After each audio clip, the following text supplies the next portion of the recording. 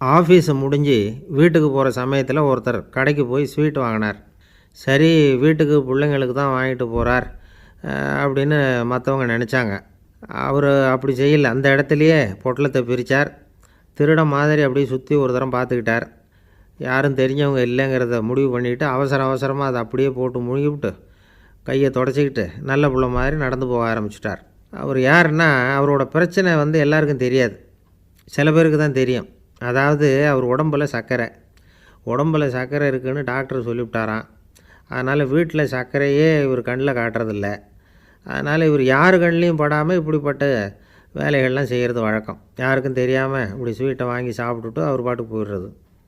இப்படிப்பட்டவங்களுக்கெல்லாம் கொஞ்சம் ஆறுதலான தகவல் இன்றைக்கி. அது என்னென்னா, நாம் சாப்பிட்ற சர்க்கரைக்கும் நம்ம உடம்பில் உள்ள சில கோளாறுகளுக்கும் அப்படி என்ன தான் சம்மந்தம் இருக்குது. இதை பற்றி சமீபத்தில் சில ஆராய்ச்சிகள்லாம் நடந்திருக்குது. ஏன்னா சர்க்கரைன்னாவே விஷம் மாதிரி அதை பார்க்குறவங்களும் சில பேர் உண்டு. சின்ன பிள்ளைங்களுக்கு வயத்தில் பூச்சி உண்டாகிறதுலேருந்து பெரியவங்களுக்கு நீரிழிவு வர்ற வரைக்கும் எல்லாத்துக்கும் சர்க்கரை தான் காரணம்னு சொல்லிகிட்டு இருக்கிறோம். ஆனால் அந்த அளவுக்கு பயப்பட வேண்டிய அவசியம் இல்லை அப்படின்னு சொல்கிறாங்க. சர்க்கரை வியாதி, இருதய நோய், பித்த நீர்ப்பை நோய், இதெல்லாம் சில நோய்கள்லாம் நாம் சாப்பிட்ற சர்க்கரைக்கும் தொடர்பு இருக்குதுன்னு நினைக்கிறோம். ஆனால் அப்படி சம்பந்தம் உண்டுங்கிறதுக்கு போதுமான அளவுக்கு ஆதாரம் இல்லை அப்படிங்கிறாங்க ஆராய்ச்சியாளர்கள். ஒரே ஒரு சம்பந்தம் தான் உறுதியாக இருக்குதான். அதுவும் இந்த பல் சிதைவு அப்படின்னு இருக்கு இல்லையா, அந்த சர்க்கரை சாப்பிட்றதுக்கும் இந்த பல் சிதைவுக்கும் சம்பந்தம் இருக்குது அப்படிங்கிறத மட்டும் உறுதியாக சொல்கிறாங்க. சர்க்கரைன்னா நாம் சாப்பிட்ற ஜீனி மட்டும் இல்லை, பழம், காய்கறி, பால், தேன், இப்படி எல்லாத்துலேயும் அது இருக்குது. கேரட்டு கொடுக்குற சத்தில் 88% சர்க்கரை, ஆப்பிள் கொடுக்குற சக்தியில் 95% சர்க்கரை. இது ஜீனி சர்க்கரை, இது ஆப்பிள் சர்க்கரை அப்படிங்கிற வித்தியாசம்லாம் உடம்புக்கு கிடையாது. ரெண்டுமே உடனடியாக சக்தி கொடுக்குது. ஒரு ஸ்பூன் சர்க்கரையில் 16 கலோரி தான் சத்து இருக்குது. அதிகமாக சர்க்கரை சாப்பிட்டா நீரிழிவு வந்துருங்கிறது தப்பான ஒரு அபிப்பிராயம். டயபெட்டிஸுங்கிறது ஒரு மெட்டபாலிக் டிஸார்டர், அவ்வளவுதான். அதாவது நாம் சாப்பிட்ற சர்க்கரையை நம்ம உடம்பு திறமையாக உபயோகப்படுத்திக்க முடியல அப்படின்னு அர்த்தம். அதனால தான் அதிகமாக இனிப்பு வேணாம்னு சொல்கிறோம். ஏற்கனவே உடம்பால் முடியாத ஒன்றை மறுபடியும் அது தலையில் சுமத்தி அதிகமாக வேலை வாங்க வேணாமே அப்படிங்கிறதுக்காக தான். ஆகாரத்தில் அதிகமாக சர்க்கரை இருந்தால் அதனால் உடனே சர்க்கரை வியாதி வந்துடும்ங்கிறதுக்கு விஞ்ஞான ரீதியாக போதுமான ஆதாரம் இல்லை. அதனால் எப்போவாவது அதிகமாக ஸ்வீட்டு சாப்பிட்டுட்டா ஐயோ அதிகமாக சாப்பிட்டோமோ, என்ன பண்ண போகுது தெரியலையே அப்படின்னு நினச்சி மனசை போட்டு குழப்பிக்க வேண்டியதில்லை. பொதுவாக எதுவுமே அதிகமாக வேண்டாம், எல்லாம் சீராக இருந்தால் போதும். நீரிழிவுங்கிறது புதுசாக வந்துட்ட ஒரு நோய் இல்லை, ரொம்ப காலமாகவே இருக்கிற ஒன்று தான். நம்ம முன்னோர்கள் இதை மதுமேகம் அப்படின்னு சொல்லுவாங்க. அதை கட்டுப்படுத்துறதுக்கு அவங்களே சில வழிமுறையை சொல்லி வச்சுருக்கிறாங்க. அது என்னென்னா வேறு ஒன்றும் இல்லை, இந்த பாவக்காய், முள்ளங்கி, அருகம்புல், அவ்வளவுதான். வெள்ளை முள்ளங்கி இருக்குல்ல, அதை வாரத்துக்கு 3 நாள் சாப்பிட்டுக்கிட்டு வாங்க. நூலுக்கோல் ரொம்ப நல்லது. இல்லைன்னா முள்ளங்கி சாறு 1 ounce சாப்பிட்டுட்டு வரலாம். ரத்தத்தில் சேர்கிற சர்க்கரை அளவை இதெல்லாம் கட்டுப்படுத்துது. சிறுநீரில் காணப்படுகிற சர்க்கரை அளவையும் சமநிலைப்படுத்துது. தினமும் ஆகாரத்தில் கோதுமை, கேழ்வரகு, வெந்தயம், கருவேப்பிலை, சோயாபீன்ஸ் எது கிடைக்குதோ சேர்த்துக்கலாம். இப்படிலாம் செஞ்சுக்கிட்டு வந்தால் அப்புறம் வீட்டுக்கு தெரியாமல் கடையில் போய் நின்றுக்கிட்டு ஸ்வீட் வாங்கி திருட்டுத்தனமாக சாப்பிட வேண்டிய அவசியமே உங்களுக்கு வராது. 2 ஆசாமிகள் கடற்கரையில் உட்காந்து சாவகாசமாக பேசிக்கிட்டு இருந்தாங்களாம். ஒருத்தர் சொன்னார், இன்னொருத்தருக்கு தெரியாமல் ஸ்வீட்டு சாப்பிட்றதே எப்பவும் இடைஞ்சல் தான் சார். நேற்றுக்கு பாருங்கள், அப்படி தான் சாப்பிட்டுக்கிட்டு இருந்தேன், வீட்டுக்காரி கண்ணில் போட்டுவிட்டுதோ, அதுக்கப்புறம் ஒரே ரகலையாக போச்சு அப்படின்னாராம். எனக்கு கூட அப்படி தான் சார் ஆகிட்டுது, ஒரே ரகலை அப்படின்னாராம் இன்னொருத்தர். நீங்கள் சாப்பிட்டதும் உங்கள் வீட்டுக்காரங்க கண்ணில் போட்டுவிட்டுதா சார் அப்படின்னு கேட்டிருக்கார் இவர். அதுக்கு அவர் சொன்னாராம், அப்படி இல்லை சார், கடைக்காரர் கண்ணில் போட்டுவிட்டுதோ, நான் அவருக்கு தெரியாமல் அந்த ஸ்வீட்டை அவர் கடையிலேருந்து எடுத்திருந்தேன் அப்படின்னு விளக்கம் கொடுத்தாராம் இந்த ஆள். ஒருத்தர் முகத்தை தொங்க போட்டுக்கிட்டு ஒரு மாதிரியாக வந்தார். என்ன விஷயம்னு விசாரித்தேன். என்னுடைய நண்பன் ஒருத்தங்கிட்ட கருத்து வேறுபாடு, இனிமேல் நமக்குள்ளே எந்த சம்மந்தமும் வேணாம்னு நட்பை முறிச்சிட்டு வந்துட்டேன்னா. நண்பர்கள்னு இருந்தால் கருத்து வேறுபாடு வரத்தான் செய்யும்னே. கருத்து வேறுபாடு வராமல் இருக்கிறதுக்கு ஏதாவது வழி உண்டா அப்படின்னு கேட்டாங்க. அதை பற்றி நிபுணர்கள் சில யோசனைகளை சொல்லியிருக்கிறாங்கன்னு. முதல் விஷயம் என்னென்னா, உங்கள் நண்பனுக்கு ஒரு செய்தி சொல்லணும்னா அதை நீங்களே நேரடியாக சொல்லுங்கள், அல்லது உங்கள் கைப்பட கடிதம் எழுதுங்க. அதாவது நேரடி தொடர்பு முக்கியம். அதை விட்டுட்டு இன்னொருத்தர் மூலமாக நண்பர்களுக்கு செய்தி அனுப்புனா நீங்கள் சொல்கிற செய்தி அப்படியே போய் சேராது. அது சேதமாயிடும். கூட்டி குறைச்சி சொல்லிவிடுவாங்க. அது குழப்பத்தில் கொண்டாந்து விட்டுரும். இது ஒரு யோசனை. ரெண்டாவது யோசனை என்னென்னா, நீங்கள் ஒரு நல்ல காரியத்தை செய்யும் பொழுது உங்கள் நண்பரையும் சேர்த்துக்குங்க. அவருக்கும் அதில் ஒரு ஈடுபாட்டை உருவாக்குங்க. மூணாவது யோசனை, நம்ம பக்கத்தில் இருக்கிற நண்பர் மகிழ்ச்சி அடைகிற மாதிரி ஏதாவது செய்யணும். சின்ன சின்ன செயல்களாக இருந்தாலும் பரவாயில்ல, அவர் நமக்கு எதுவும் செய்யலையே, நாம் எதுக்கு செய்யணும் அப்படின்னு நினச்சிக்கிட்டு இருக்கக்கூடாது. நாலாவது யோசனை என்னென்னா, உங்களுக்கு ஒரு பிரச்சனையா அல்லது உங்கள் நண்பருக்கு ஒரு பிரச்சனையா, எதுவாக இருந்தாலும் 2 பேரும் சேர்ந்து உட்காந்து ஆலோசனை பண்ணுங்கள். நம்ம யோசனையும் கேட்கப்படுதே அப்படிங்கிற நினைப்பே அவருக்கு ஒரு மன நிறைவை உண்டாக்குமா. 5வது யோசனை, உங்கள் நண்பர் ஏதோ ஒரு காரியத்தை செய்கிறார், நீங்கள் உடனே அவசரப்பட்டு நீ செய்கிறது தப்புன்னு தீர்ப்பு சொல்லக்கூடாது. அவர் அதை செய்கிறதுக்கான நியாயங்கள் எவ்வளோ இருக்கும், அதை புரிஞ்சுக்கிறதுக்கு முயற்சி பண்ணணும். 6வது யோசனை, உங்கள் நண்பர் என்ன சொன்னாலும் அதை பொறுமையாக கேளுங்க. அவர் சொல்கிறத புரிஞ்சுக்கணும், அவர் சொல்ல விரும்புகிறத புரிஞ்சுக்கணும், அவர் சொல்ல முடியாமல் தவிக்கிறதையும் புரிஞ்சுக்கணும். இப்படி 3 விதமாகவும் அவரை புரிஞ்சுக்கிட்டு அதுக்கு தகுந்த மாதிரி செயல்படணும். 7வது யோசனை என்னென்னா, உங்கள் நண்பர் உங்ககிட்ட ஏதோ ஒரு கருத்தை சொல்கிறார், அது உங்களுக்கு பிடிக்கல, அதுக்காக உடனே நீ சொல்கிறது சரியில்லை, நான் ஒத்துக்க மாட்டேன் அப்படின்லாம் மறுத்துக்கிட்டு இருக்கக்கூடாது. அவர் சொல்கிறத கேட்கணும், பொறுமையாக சிந்திக்கணும், அதுக்கப்புறம் பதில் சொல்லணும். இப்படிலாம் நடந்துக்கிட்டால் நண்பர்களுக்குள்ள கருத்து வேறுபாடு வர்றதுக்கு வாய்ப்பே இருக்காது அப்படின்னு வல்லுநர்கள் தொகுத்து சொல்லியிருக்கிறாங்க இந்த யோசனைகளை. எனக்கு தெரிஞ்ச சில நண்பர்கள் உண்டு. அவங்களுக்குள்ளேயும் கருத்து வேறுபாடுகள் வராமல் இருக்கிறதுக்கு சில நுட்பங்களை கையாளுறது உண்டு. ஒருத்தர் சொன்னார், அந்த டாக்டர் சின்ன வயசுலேருந்து என் கூட பழகினவர், நாங்கள் 2 பேரும் இணை பிரியாத நண்பர்கள். இருந்தாலும் எனக்கு உடம்பு சரியில்லைன்னா நான் அவர்கிட்ட வைத்தியம் பார்த்துக்க மாட்டேன் அப்படின்னார் ஒருத்தர். ஏன் அப்படின்னு கேட்டேன். எங்கள் நட்பு கெட்டுப்போடக்கூடாது இல்லையா, அதனால தான் அப்படின்னார் இவர். ஒரு மனுஷனுக்கு 3 விதத்தில் கர்வம் உண்டாகிறதுக்கு வாய்ப்பு உண்டு. பணம், பதவி, புகழ். பணம் அதிகமாக வந்தால் கர்வம் வரலாம், பதவி பெருசாக வந்துட்டுதுன்னா கர்வம் வரலாம், புகழ் அதிகமாக போனாலும் கர்வம் வரலாம். இந்த 3 வகையான கர்வத்துக்கும் இடம் கொடுக்காமல் இருக்கிறாங்க பாருங்கள், அவங்க தான் சிறந்த மனிதர்கள். ஒரு பெரிய பொறுப்பில் இருக்கிறவங்களுக்கு கர்வம் வந்துடக்கூடாது. அப்படி வந்துட்டுதுன்னா அது எல்லாருக்கும் இடைஞ்சல். ஒரு ராஜா இருந்தார். அவர் ஒரு நாள் தன்னுடைய தலைநகரத்தை சுற்றி வந்துக்கிட்டு இருந்தார். ஒரு இடத்துல ஒரு அழகான நிலத்தை பார்த்தார். ஆஹா, இந்த இடத்துல நமக்குன்னு ஒரு மாளிகையை கட்டினா எவ்வளோ நல்லாயிருக்கும் அப்படின்னு நினச்சார். ராஜா நினச்சா அது முடியாத காரியமா? சரி, இந்த நிலம் யாருக்கு சொந்தம்னு விசாரிங்க அப்படின்னார் பக்கத்தில் இருந்தவங்கக்கிட்ட. அவங்கெல்லாம் ஓடி போய் விசாரித்தாங்க. அந்த இடம் ஒரு வயசான கிழவிக்கு சொந்தம், வயசான அம்மாவுக்கு சொந்தமாக. அந்த அம்மா தான் அதில் ஒரு குடிசையை போட்டு குடியிருந்துகிட்டு இருக்கிறாங்க. சரி, அந்த நிலத்துக்கு ஒரு விலையை நிர்ணயம் பண்ணி அதை அந்த வயசான அம்மாக்கிட்ட கொடுத்துருங்கோ அப்படின்னு உத்தரவு போட்டார் ராஜா. ஆனால் அந்த அம்மா, இது எங்கள் பூர்வீக இடம், இதை விற்க மாட்டேன் அப்படின்னு சொல்லிவிட்டுது. சரி, 2 பங்கு விலை கொடுக்குறோம்னு சொல்லி பாருங்க அப்படின்னாங்க. அப்படியே சொன்னாங்க அரண்மனை ஆட்கள். அதுக்கும் சம்மதிக்கலை அந்த அம்மா. இதை கேள்விப்பட்டதும் ராஜாவுக்கு கோபம் வந்துட்டுது. தன்னுடைய ஆளுங்களை கூப்பிட்டார். போய் அந்த குடிசையை பிரித்து எறிங்க, காசெல்லாம் ஒன்றும் கொடுக்காதீங்க அப்படின்னு கத்தினார். அவ்வளோதான். அடுத்த நிமிஷம் அரண்மனை ஆசாமிகள் போனாங்க, குடிசையை பிரித்து எரிஞ்சாங்க. அந்த வயசான அம்மா இருக்குது, அதுவும் அந்த இடத்த விட்டு துரத்தி விட்டாங்க. அந்த இடத்துல ஒரு அரச மாளிகையை கட்டி முடிச்சிட்டாங்க. அந்த வயசான அம்மா பாவம், ராஜாவே இப்படி பண்ணால் யார்கிட்ட போய் முறையிட முடியும்? ஒரு ஞானி இருந்தார், அவர்கிட்ட போய் சொன்னாங்க. அவர் இவங்க சொன்னதை கேட்டு மனசில் வச்சுக்கிட்டார். ஒரு நாள் அந்த ராஜாவே இந்த ஞானியை கூப்பிட்டார். புதுசாக ஒரு மாளிகை கட்டியிருக்கிறேன், வந்து பாருங்கன்னு. சரின்னு சொல்லி இந்த பெரியவர் ஒரு நாள் அந்த மாளிகைக்கு போனார். சும்மா போகல, ஒரு கழுதையையும் ஓட்டிகிட்டு போனார். கொஞ்சம் சாக்குகள், வெத்து சாக்கு, அதையும் எடுத்து கழுதை முதுகில் போட்டு கழுதையை ஓட்டிகிட்டு போகிறார். ராஜா பார்த்தார். அவருக்கு இது ஆச்சரியமாக இருந்தது. என்ன இது, மாளிகைக்கு வந்துட்டு போங்கன்னு கூப்பிட்டா கழுதை சாக்கு இதெல்லாம் கொண்டு வராரே, ஒன்றும் புரியலையேன்னு நினச்சார். எதுக்காக இதெல்லாம்னு கேட்டார். அரசருடைய தோட்டத்திலேருந்து கொஞ்சம் மண் எடுத்துகிட்டு போகிறதுக்கு ஆசைப்பட்றேன், அதுக்கு நீங்கள் அனுமதி கொடுக்கணும் அப்படின்னாரு இவர். இது என்ன வேடிக்கையான கோரிக்கையாக இருக்குது அப்படின்னு நினச்சார் ராஜா. இருந்தாலும் மண் தானே கேட்குறாரு, எடுத்துகிட்டு போகட்டுமே அப்படின்னு நினச்சார். சரின்னு அனுமதி கொடுத்தார்.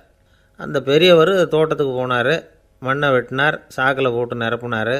ராஜாவை கொஞ்சம் கிட்ட வாங்கன்னு கூப்பிட்டார்.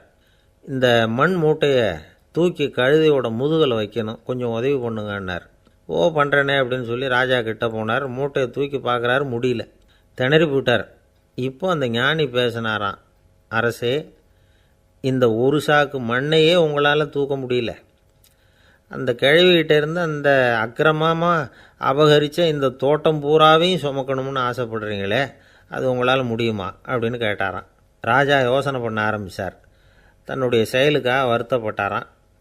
அந்த வயசான அம்மாவை உடனடியாக வரவழைச்சார். தாயே, தப்பு பண்ணிட்டேன், என்னை மன்னிச்சுக்குங்க, இன்னையிலேருந்து இந்த மாளிகையும் தோட்டமும் உங்களுக்கு தான் சொந்தம் அப்படின்னு சொல்லிவிட்டாராம். போகிறப்ப இந்த உலகத்திலேருந்து எண்ணத்தை எடுத்துகிட்டு போக போகிறோம், அதனால் ரொம்பவும் அலட்டிக்க வேண்டியதில்லை, கர்வப்பட வேண்டியதில்லை அப்படிங்கிறது ஒரு பெரிய உபதேசம். ஒரு பெரிய மனுஷன் சாக கிடந்தார், ரொம்பவும் அழுதார். ஏன் அழறீங்க அப்படின்னு கேட்டாங்க சுற்றி இருந்தவங்க. நான் சாகிறதுக்காக கவலைப்படலை, நான் நம்ம ஜனங்களுக்காக எவ்வளவோ காரியம்லாம் செஞ்சுக்கிட்டு வந்தேன், நான் செஞ்சுக்கிட்டு வந்த சேவையை இனிமேல் யார் செய்ய போகிறாங்க, அது யாரால் முடியும், அதை நினச்சி தான் அழறேன் அப்படின்னாராம். ஒருத்தர் முன்னாடி வந்தார். அதுக்காக நீங்கள் கவலைப்படாதீங்க, உங்கள் சேவையை தொடர்ந்து செய்கிறதுக்கு என்ன மாதிரி இளைஞர் பட்டாலும் தயாராக இருக்குது, இருந்தாலும் எங்கள் கவலை என்னென்னா அப்படின்னு இழுத்தார். என்ன சொல்லுங்கன்னு கேட்டார் அவர். நீங்கள் இது வரைக்கும் என்ன சேவை செஞ்சுக்கிட்டு வந்தீங்க, அதுதான் எங்களுக்கு இன்னமும் புரியாத புதிராக இருக்குது அப்படின்னாராம் அவர். இந்த காலத்து புள்ள ஒருத்தன் தன்னோட அப்பாவை பார்த்து சொன்னான், அப்பா, நான் உனக்கு உதவி செய்யலாம்னு நினைக்கிறேன், என்ன உதவி செய்யணும்னு சொல்லு அப்படின்னா. நீ சும்மா இருந்தால் அதுவே எனக்கு செய்கிற பெரிய உதவிடா அப்படின்னார் அப்பா. சும்மா இருக்கிறதும் ஒரு உதவி தான், அது மாதிரி மௌனமும் ஒரு சமூக சேவை தான் அப்படிங்கிறார் காஞ்சி பெரியவர். நமக்கு 5 புலன்கள் இருக்குது, மெய், வாய், கண், மூக்கு, செவி. இந்த 5லேயும் அதிகப்படியான வேலை எதுக்குன்னு நினைக்கிறீங்க? வாய்க்கு தான். ஏன்னா அதுக்கு 2 வேலை. இப்போ கண்ணுக்கு பார்க்குறது மட்டும்தான் வேலை, காதுக்கு கேட்குறது மட்டும்தான் வேலை, மூக்குக்கு வாசனை அறியறது தான் வேலை, உடம்புக்கு உணர்றது மட்டும்தான் வேலை. ஆனால் வாய் அப்படி இல்லை, அதுக்கு 2 வேலை, சாப்பிட்றதும் அதுதான், பேசுகிறதும் அதுதான். அதாவது வாய் ஒன்று தான் கர்மேந்திரியமாகவும் இருக்குது, ஞானேந்திரியமாகவும் இருக்குது அப்படின்னு சொல்லுவாங்க.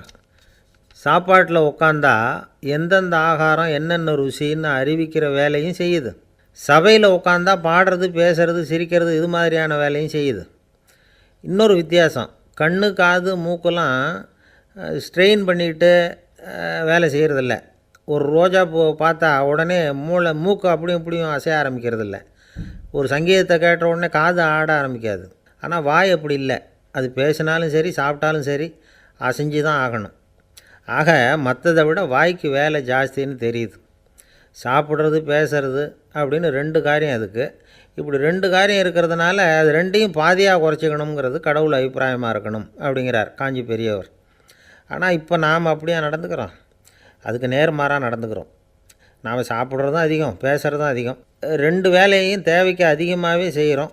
வாய் தான் ரொம்ப ஓவர் ஒர்க்குடு. அதுக்கு ஓய்வு கொடுத்தா உடம்பும் நல்லாயிருக்கும், உலகமும் நல்லாயிருக்கும். மௌன விரதம் இருக்கிறதெல்லாம் எதுக்காக நினைக்கிறீங்க? இதுக்காக தான். இந்த காலத்தில் மௌனமாக இருக்கிறவங்கெல்லாம் மகத்தான தொண்டு செய்கிறாங்க அப்படின்னு தான் சொல்லணும். சத்தம் அதிகமாக போய் தான் சவுண்டு பொல்யூஷன் வருது. அது மட்டும் இல்லை, மௌனமாக இருந்தால் சண்டை சச்சரவே வராது. மௌனம் கலக நாஸ்தி. ஆக இதுவும் ஒரு சமூக சேவை தான். நமக்கு தான் வாய் இருக்குதேங்கிறதுக்காக வசமாக சாப்பிட்றதும் தப்பு, வளவளன்னு பேசுகிறதும் தப்பு. ஒரு கருத்தை சொல்கிறதுக்கு ஒரே ஒரு சொல்லு போதும் அப்படின்னு இருக்கும்பொழுது 2 சொற்களை செலவு பண்ணாதே. எவ்வளவு சொன்னாலும் அதனால் ஒரு பயனும் விளையாது அப்படின்னு தெரிய வருமேயானால் அந்த ஒரு சொல்லையும் விரயம் பண்ணாதே அப்படிங்கிறார் ஒரு அறிஞர். எல்லா குணங்கள்லேயும் மௌனம்தான் சிறந்தது அப்படிங்கிறார் ஒருத்தர். மௌனமாக இருக்கிறது மூலமாக மற்றவர்கள் குறைகளை நம்மால் தெரிஞ்சிக்க முடியும். அதே சமயத்தில் நம்மக்கிட்ட இருக்கிற குறைகளை மற்றவங்களுக்கு தெரியாமல் மறைச்சிக்கவும் முடியுங்கிறார் அவர். உண்மைதானே? ஒரு பெரிய மேடை பேச்சாளர், பொது வாழ்க்கையில் 25 வருஷ காலமாக ஈடுபட்டிருக்கிறவர். அவர் மனைவி ஒரு நாள் சொன்னாங்க, எங்கள் வீட்டுக்காரர் 25 வருஷ காலமாக பொது வாழ்வில் ஈடுபட்டிருந்தா கூட இந்த மாதம் 10ஆம் தேதியிலிருந்து தான் மக்களுக்கு சேவை செய்ய ஆரம்பிச்சிருக்கார் அப்படின்னு நாங்கள் ரொம்ப பெருமையாக. 10ஆம் தேதிக்கு அப்படி என்ன விசேஷம் அப்படின்னு கேட்டோம். அன்னையிலேருந்து தான் அவர் மேடையில் பேசுகிறத நிறுத்தினார் அப்படின்னாங்க அந்த அம்மா. ஒரு நண்பர் அவசரமாக என்கிட்ட ஓடி வந்தார். அப்புறம் சொன்னார், என்னால் நம்பவே முடியல சார், என் பையனை அப்படி அப்படின்னு சொல்லி ஆச்சரியப்பட்டார். உங்கள் பையன் அப்படி என்ன தான் செஞ்சுட்டான் அப்படின்னு கேட்டேன். என்னால் முடியாத ஒரு காரியத்தை அவன் செஞ்சுட்டான் சார் அப்படின்னார். அது என்னன்னு தான் சொல்லுங்களேன். என்ன 5வது வகுப்பில் அவன் ஒரே தடவையில் தேறிட்டான் சார், அதாவது ஒரே அட்டம்ப்டில் பாஸ் ஆகிருக்கான் அப்படின்னார் மூச்சு வாங்க. கஷ்டப்பட்டு பரீட்சை எழுதுனது அவன், இவருக்கு ஏன் மூச்சு வாங்குது? நம்மால் செய்ய முடியாத ஒரு காரியத்தை இன்னொருத்தர் செய்யும் பொழுது அது நமக்கு ஆச்சரியமாக இருக்குது. சர்க்கஸ் பார்க்குறோம், ஒருத்தர் அந்த இடத்துல தொங்குறார், அது நமக்கு ஆச்சரியம். ஏன்னா அது நம்மால் முடியாத காரியம். நம்மால் முடியாத ஒன்றை அடுத்தவர் எளிதாக செய்யும் பொழுது நாம் மருள்வது இயற்கை. இதை தான் தொல்காப்பியம் மருட்கை அப்படின்னு சொல்லுது. இந்த வியப்பு இருக்குதே, இது 4 வகையில் ஏற்படுறதாக தொல்காப்பியம் சொல்லுது. அது என்ன 4 வகை? முதல் வகை எப்படின்னா புதுமையான அரிய செயல்களை செய்கிறது. 2வது வகை என்னென்னா பெரும் செயல்களை செய்கிறது. 3வது வகை என்னென்னா மிக நுட்பமான செயல்களை செய்கிறது. 4வது வகை என்னென்னா ஆக்கம் தரும் செயல்களை செய்கிறது. புதுமை, பெருமை, சிறுமை, ஆக்கமோடு மதினம் சாலா மருட்கை 4 அப்படிங்கிறது தொல்காப்பியம். இன்றைக்கி விஞ்ஞானம் புதுசு புதுசாக எதையோ கண்டுபிடிக்குது. ஆரம்பத்தில் அது ஆச்சரியமாக இருக்குது, அப்புறம் அது நமக்கு பழகி போடுது. வானொலி பெட்டி புதுசாக வந்தப்போ ஒரு பெட்டி பேசுதுங்கிறது எவ்வளோ பெரிய ஆச்சரியம். இப்போ யாரும் அதை ஆச்சரியமாக பார்க்குறதில்ல. மதினம் சாலா மருட்கை அப்படின்னு ஒரு சொற்றொடர் வருது பாருங்கள், அதில் கருத்தாழம் உண்டு. எதை பற்றியும் போதுமான அளவு புரிந்து கொள்ளாத போது ஒருத்தர் ஆச்சரியப்படுறார். புரிந்து கொண்ட பிறகு ஆச்சரியம் மறைஞ்சு போடுது. மிக நுட்பமான செயல்களும் நம்ம ஆச்சரியப்பட வைக்கும். ஒரு அரிசியில் ஒரு திருக்குறள் எழுதி காட்டுறாங்க, ஒரு முட்டை ஓட்டுக்குள்ளே ஓவியம் தீட்டி காட்டுறாங்க. கருங்கல் சிற்பங்களில் எவ்வளவு நுட்பமான வேலைப்பாடுகளை எல்லாம் பார்த்து ஆச்சரியப்படுறோம். இது மாதிரி ஆக்கப்பூர்வமான அரிய செயல்களை செய்கிறது கூட வியப்பை உண்டு பண்ணும். குப்பை கூலங்களை கூட வாழ்க்கைக்கு பயன்படுகிற பொருளாக மாற்றுகிறவர்கள் இருக்காங்க. அவர்களுடைய செயல் வியப்பு அளிக்குது. இடைக்காட்டு சித்தர் பாடின 30 நூலில் வர்ற ஒரு பாடல், ஆற்றல் பிறர் அறிதலின் அகம் கிளர்வு உறுதலின் கற்று அறி பாணர் கழுமிய கோடலின் தோற்றம் உருகவே போற்றல் சால் வியப்பே. ஒருத்தருடைய ஆற்றல் தெரியாமல் இருந்தது, அவருடைய அரிய செயலை பார்க்கும் பொழுது வியப்பாக இருந்தது, மனசுக்குள்ளே கிளர்ச்சி. பாவலர்கள் இவர்களுடைய புகழை பாடி மற்றவர்களும் தெரிந்து கொள்ளுமாறு செய்கிறார்கள் அப்படிங்கிறது தான் ஒரு யதார்த்தமான உண்மை. ஆக எல்லா வகையிலும் மக்கள் தங்களுடைய வாழ்க்கையில் முன்னேறுவதற்கான வழிகாட்டுகிற ஒரு மெய்ப்பாடு தான் வியப்புங்கிறது. இந்த காலத்தில் நம்ம எப்படியெல்லாம் ஆச்சரியப்பட வைக்கிறாங்க.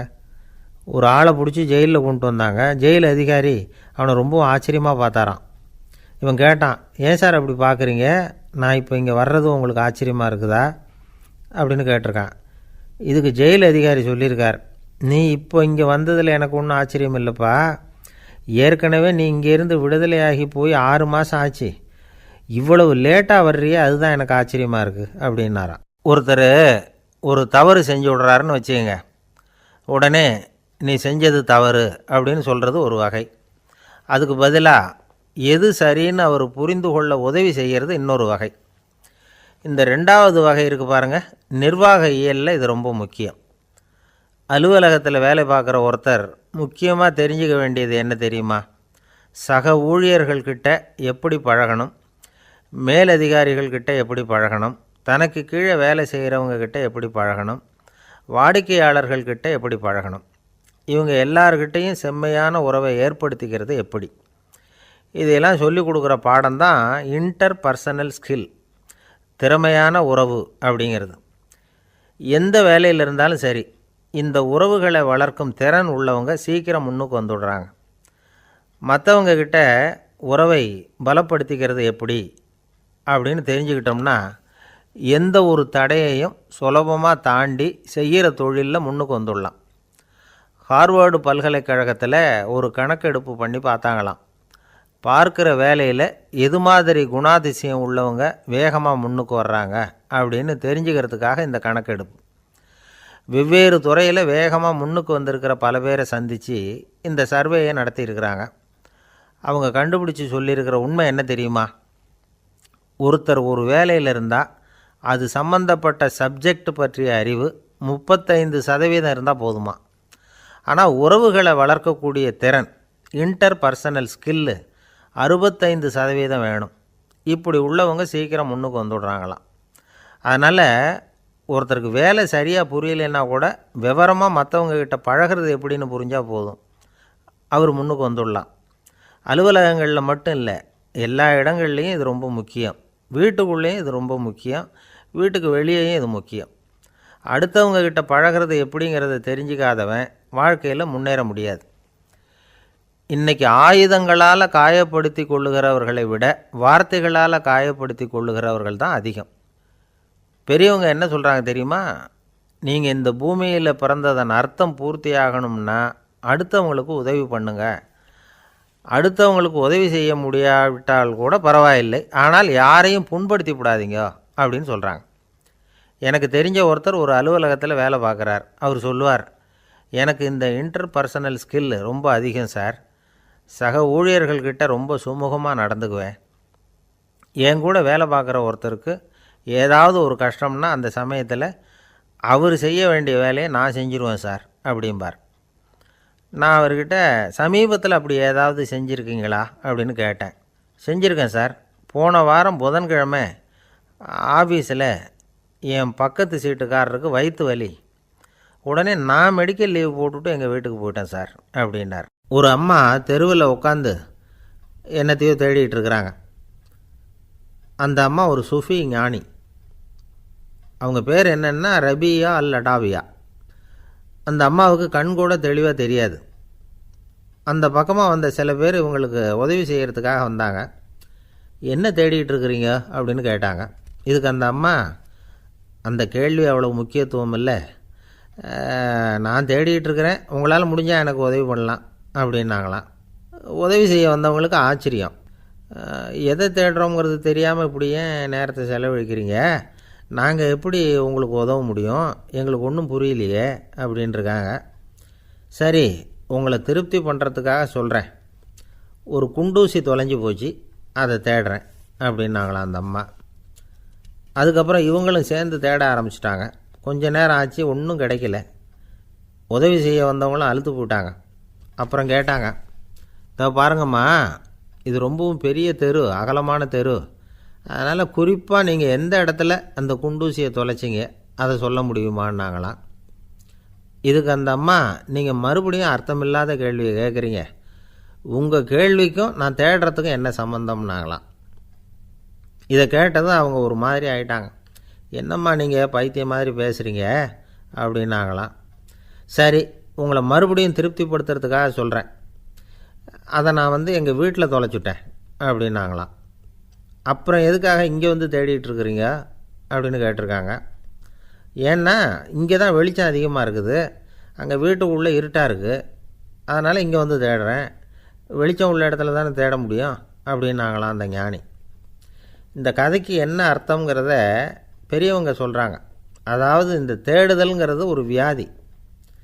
அது நம்ம சதா அலைய வைக்கும், பைத்தியமாக மாற்றுறதுக்கு முயற்சி பண்ணோம். ஒரு காலம் அது நிறைவு அடையவே அடையாது. வாழ்வுங்கிறது ஒரு புரிந்து கொள்ள முடியாத, சதா இயங்கி கொண்டிருக்கிற ஒரு செயல். அதுக்கு ஆரம்பமும் இல்லை, முடிவும் கிடையாது. எதையோ தேடணும் அப்படிங்கிற உந்துதல் நமக்குள்ளே இருக்கும், ஆனால் குறிப்பாக எதை தேடிட்டு இருக்கிறோம் அப்படிங்கிறது புரியாது. அப்படி ஏதாவது ஒன்றை தேடி அடைஞ்சிட்றோம்னு வச்சுக்கோங்க, உடனே ஒரு அதிருப்தி வந்துடும். அதனால் வாழ்க்கைங்கிறது சலிப்பு நிறைந்தது அப்படிங்கிற எண்ணத்தை உண்டாக்கிக்கிறோம். ஒன்று அடைஞ்சதுக்கு அப்புறம் இன்னொன்று தேட ஆரம்பிச்சிருவோம்.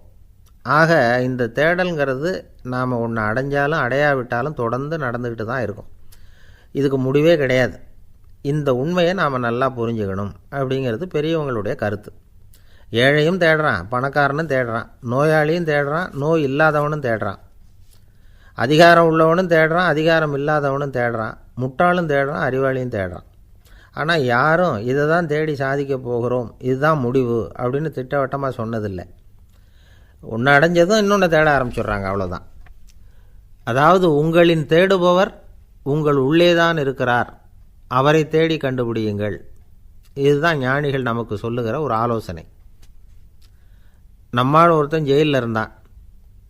இன்னொரு கைதி அவனை பார்த்து கேட்டான், ஏன்பா உன்னை பார்க்குறதுக்கு வெளியிலேருந்து யாருமே இங்கே வர்றது இல்லையே, உனக்கு சொந்தக்காரங்களே கிடையாதா அப்படின்னு கேட்டானா. ஏன் இல்லை, எனக்கு சொந்தக்காரங்க நிறைய பேர் உண்டு, அவங்க என்னை பார்க்க வராததுக்கு காரணம் வேறு. அப்படின்ட்டுருக்கான் இவன். என்ன காரணம்னு கேட்டான் அவன். அதுக்கு இவன் சொன்னானா, அதுக்கு என்ன காரணம்னா அவங்க எல்லாரும் இங்கே உள்ளேயே இருக்கிறாங்க அப்படின்னானா.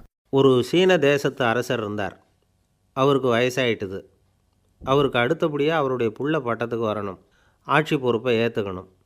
ஒரு நல்ல தலைவனுக்கு இருக்க வேண்டிய பண்புகள்லாம் தன்னுடைய மகனுக்கு இருக்கணும்னு விரும்பினார் அந்த அரசர். அதனால் இளவரசனை பக்கத்தில் இருந்த ஒரு குரு கிட்ட அனுப்புனார். இளவரசன் அவர்கிட்ட போய் சேர்ந்தான். அந்த குரு என்ன பண்ணார் தெரியுமா, இவனை பார்த்து சொன்னார், இதை பாருப்பா, நீ என்ன பண்ணுற, இப்போவே பக்கத்தில் இருக்கிற காட்டுக்கு போ, நடு காட்டில் போய் ஒரு இடத்துல உட்காந்துக்கோ, அங்கே என்னென்ன சத்தம்லாம் உன் காதில் விழுதுன்னு கவனித்து கேளு, உன் காதில் விழுந்த ஓசைகள் என்னென்னங்கிறத என்கிட்ட வந்து சொல்லு, அதுதான் எனக்கு தெரியணும், உனக்கு வேலையும் அதுதான் அப்படின்னு சொல்லி அனுப்பி வச்சுட்டார். இளவரசன் காட்டுக்கு போனான். குரு சொன்னபடியே ஒரு இடத்துல உட்காந்து கவனித்து கேட்டான். அதுக்கப்புறம் குருக்கிட்ட திரும்பி வந்தான். என்னென்ன சத்தம்லாம் கேட்ட அப்படின்னு கேட்டார் குரு. குருவே, காட்டில் நான் பறவைகள் சத்தம்லாம் கேட்டேன், மிருகங்களின் ஓசையையும் கேட்டேன், இதை தவிர இடி மின்னல் மழை இதுகளோட சத்தத்தையும் கேட்டேன் அப்படின்னா. குரு யோசனை பண்ணார், நீ இன்னமும் சரியாக கேட்கல, அதனால் மறுபடியும் காட்டுக்கு போ, கொஞ்ச நாள் தங்கியிருந்து கேட்டுட்டு வா அப்படின்னார். இளவரசனுக்கு ஒன்றும் புரியல. இருந்தாலும் குருவின் கட்டளையாச்சே, மறுக்க முடியுமா? உடனே அவன் மறுபடியும் காட்டுக்கு போனான். ஒரு இடத்துல உட்காந்தான். கொஞ்ச நேரம் உன்னிப்பாக கவனித்து கேட்டான். சில நாள் கழித்து குருக்கிட்ட திரும்பி வந்தான். குருவே, இந்த தடவை சில துல்லியமான சத்தங்களை எல்லாம் கேட்டான். தேனீ பறக்கிற சத்தம், நீரோடையின் மெல்லிய ஓசை, இதெல்லாம் கேட்டேன்னா. குரு சிரித்தார். நீ மறுபடியும் காட்டுக்கு போ, இன்னும் சில நாள் அங்கே இரு, முழுமையாக கவனமாக கேட்டுக்கிட்டு வா அப்படின்னு சொல்லி அனுப்பி வச்சுட்டார். இளவரசனுக்கு குழப்பம் அதிகமாயிட்டுது. ஒன்றுமே புரியல. மறுபடியும் காட்டுக்கு போனான். மௌனமாக ஒரு இடத்துல உட்காந்துட்டான். அப்படியே தியானத்தில் ஆழ்ந்துட்டான். சில நாளில் அவனுக்கு இதுவரை கேட்காத ஓசைகள்லாம் கேட்க ஆரம்பிச்சிட்டுது. இதைத்தான் நான் கேட்கணும்னு என்னுடைய குரு எதிர்பார்த்துருக்கிறாருங்கிறத புரிஞ்சுக்கிட்டான். உடனே குருக்கிட்ட ஓடனான். குருவே, இந்த தடவை காதுகளுக்கு கேட்க முடியாத சில ஓசைகளை கூட என்னால் உணர முடிஞ்சுது. பூ மலருகிற ஓசை, சூரியனால் பூமி சூடாகிறப்போ எழுகிற ஓசை, காலை பனித்துளியை இந்த புல்லுலாம் குடிக்கிற ஓசை, இது எல்லாம் என்னால் நல்லா கேட்க முடிஞ்சுது அப்படின்னா. குருவுக்கு இப்போ தான் திருப்தி ஏற்பட்டு தான். இளவரசனை பார்த்து சொன்னார், இதை பாருப்பா, இப்போ தான் நாட்டை ஆளுகிற தகுதி உனக்கு வந்திருக்குது அப்படின்னு சொல்லி அதுக்கு விளக்கமும் கொடுத்தாராம். எந்த அரசன் தன்னுடைய மக்களின் இதயம் பேசுகிற மௌன மொழியை, மௌன வார்த்தைகளை கேட்குறானோ அவன்தான் ஆள தகுதி உள்ளவன். எந்த அரசன் தன்னுடைய மக்களின் உணர்ச்சிகளை உண்மையாக உணர்றானோ அவன்தான் முதன்மையான அரசன். போலி வார்த்தைகளை மட்டும் கேட்டுட்டு பல மௌன ராகங்களை காதில் வாங்கிக்காதவன் அரசனே இல்லை. எந்த நாட்டில் எப்போ ஒரு அரசன் தன்னுடைய மக்களின் உணர்ச்சிகளை கேட்க மறுக்கிறானோ அன்னையிலேருந்தே அந்த நாடு அழிய தொடங்குது அப்படின்னு அர்த்தம். இதுதான் அந்த குரு இளவரசனுக்கு போதித்தது. வாயால் பேசுகிறத மட்டும் கேட்டு ஏமாறக்கூடாது, உணர்ச்சிகளையும் கேட்குறதுல தான் மனப்பக்குவம் உண்டாகும். மக்கள் உணர்ச்சிகளை புரிந்து கொள்ளாத அரசர்கள் நீடிச்சிருக்க முடியாது. அது மாதிரி நாடுகளில் அடிக்கடி குழப்பம் தான் உண்டாகும். அப்படி இருந்தால் அடிக்கடி ஆட்சி மாறிக்கிட்டு இருக்கும். அப்படிப்பட்ட ஒரு தேசம், அங்கே ஒரு சிறைச்சாலையில் 3 கைதிகள் பேசிக்கிட்டு இருந்தாங்க. ஒருத்தன் சொன்னான், நான் இந்த நாட்டு ராஜாவை எதிர்த்து பேசிக்கிட்டு இருந்தேன், அதனால் என்னை பிடிச்சி கொண்டாந்து இங்கே போட்டுவிட்டாங்க அப்படின்னா ஒருத்தன். இன்னொருத்தன் சொன்னான், நான் இந்த நாட்டு ராஜாவை ஆதரித்து பேசிக்கிட்டு இருந்தேன், அதனால் என்னை பிடிச்சி கொண்டாந்து இங்கே தள்ளிவிட்டாங்க அப்படின்னா. அது சரி, நீ என்ன தப்பு பண்ண அப்படின்னு சொல்லி 3வது ஆளை பார்த்து இவங்க கேட்டாங்க. அதுக்கு அந்த ஆள் சொல்கிறான், நான் தான் இந்த நாட்டு ராஜா அப்படின்னானா. ஒரு ஆசாமி வேகமாக ஓடிக்கிட்டு இருந்தான். ஏன் இப்படி ஓடுறேன்னு கேட்டார் இன்னொருத்தர். அங்கே ஒரு ஆள் அடிபட்டு கிடக்கிறான், அதை பார்த்தேன், உடனே ஓடுறேன்னா. எங்கேன்னு கேட்டார். ஆஸ்பத்திரிக்குன்னா. ஒரு ஆள் அடிபட்டு கிடக்கிறத பார்த்தா உடனடியாக நாம் செய்ய வேண்டியது முதல் உதவி, அதுக்கப்புறம் தான் ஆஸ்பத்திரி. இன்றைக்கி விபத்துங்கிறது சர்வசாதாரணமாக நடந்துக்கிட்டு இருக்குது. வாகன விபத்து, வெடிகுண்டு விபத்து, தீ விபத்து, கட்டடம் சரியறது, பூகம்பம், இப்படி நிறைய நடக்குது. ஒரு விபத்தை பார்த்துட்டா நம்மளில் பல பேர் நமக்கு என்னத்துக்கு வம்புன்னு ஒதுங்கி போயிடுறதும் உண்டு. சில பேர் துணிஞ்சு கிட்ட போய் உதவி செய்கிறதும் உண்டு. அப்படி உதவி செய்ய நினைக்கிறவங்களுக்கு உபயோகப்படுற தகவல் இது. விபத்தில் காயமடைஞ்சவங்களை 3 பிரிவாக பிரிக்கலாமா.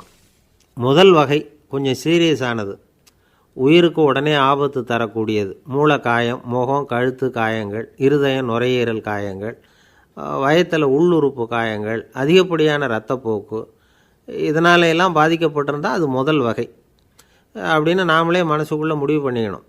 இவங்களுக்கெல்லாம் உடனடியாக முதல் உதவி கொடுக்கணும். தாமதப்படுத்தாமல் ஆஸ்பத்திரிக்கு கொண்டுகிட்டு போயிடணும். இப்படி கொஞ்சம் எச்சரிக்கையாக நடந்துக்கிட்டால் அவங்களில் பல பேரை காப்பாற்றிப்பிடலாம். ரெண்டாவது வகை எப்படின்னா, முதல் உதவி விரைவாக கிடைச்சா உயிர் பிழைக்கக்கூடிய மார்பு காயங்கள், கைகால் எலும்பு முறிவு, இடுப்பு முதுகெலும்பு காயம், சீரான இரத்த சேதம், இப்படிப்பட்டவங்களை வந்து ரெண்டாவது வகையாக பிரிக்கணும். ஆபத்தில்லாத சிராய்ப்புகள், சிறு காயங்கள், இரத்த உறைவுகள், இதனால் பாதிக்கப்படுறவங்க மூணாவது வகை. ஒருத்தர் தலையில் அடிபட்டு நினைவு விழுந்துட்டார்னு வச்சுங்க, அவருக்கு வாந்தி வர்றதுனால புறையேறி மூச்சு அடைப்பு உண்டாகும். இப்படி ஆகாமல் இருக்கிறதுக்காக தலையை ஒரு பக்கமாக சாய்ச்சி வைக்கலாம். நாடி துடிப்பையும் இதய துடிப்பையும் தொட்டு பார்க்கணும். அது குறைஞ்சிருந்தாலும் சரி, நின்று இருந்தாலும் சரி, அவர் மார்பை வந்து நிமிஷத்துக்கு 80 தடவை உள்ளங்கையால் அழுத்தி இதய துடிப்பை வந்து மீட்கிறதுக்கு உதவி பண்ணணும். கழுத்தில் காயம்பட்டாலும் ஆபத்து அதிகம். கழுத்துக்கு அடியில் ஒரு துண்டை மடித்து வைக்கலாம்.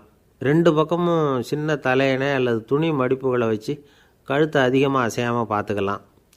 முதுகெலும்பு முறிஞ்சிருக்குமோ அப்படிங்கிற சந்தேகம் இருந்ததுன்னா அவரை அதிகமாக அசைய விடக்கூடாது.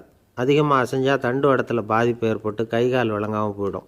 அவரை ஒரு கனமான போர்வை இல்லைன்னா பாயில் படுக்க வச்சு 4 பேர் மெதுவாக தூக்கி மருத்துவ உதவிக்கு அனுப்பி வைக்கலாம். கையெலும்பு முறிஞ்சிருந்தால் முறிஞ்ச பாகத்தை உடம்போடு சேர்த்து அசையாமல் கட்டி போடலாம். கால் எலும்பு முறிஞ்சிருந்தால் மற்ற காலோடு சேர்த்து கட்டி போடலாம். முறிஞ்ச பாகம் தொங்காமல் பார்த்துக்கணும். அப்போ தான் வீக்கம் உண்டாகாமல் இருக்கும். வெட்டு காயம், குண்டடிப்பட்ட காயம், இதிலெல்லாம் ரத்தப்போக்கு அதிகமாக இருக்கும். ரத்தம் வெளியேற ஆபத்து அதிகம். சுத்தமான துணியை பல மடிப்புகளை மடித்து காயத்தின் மேலே வச்சு அழுத்தமாக ஒரு 10 நிமிஷம் பிடிச்சிக்கணும். ரத்தம் நின்ன உடனே காயத்துக்கு கட்டு போடலாம். சில சமயம் காயம்பட்ட பாகத்தை உயரமாக தூக்கி பிடிச்சிக்கிட்டா தான் ரத்த கசிவு நிற்கும். இந்த விவரங்களையெல்லாம் கொஞ்சம் மனசில் வாங்கி வச்சுக்கிட்டோம்னா சமயத்தில் உதவும். ஏன்னா இந்த காலத்தில் விபத்து வந்து எந்த ரூபத்தில் எப்போ வரும்னு யூகிக்கவே முடியல.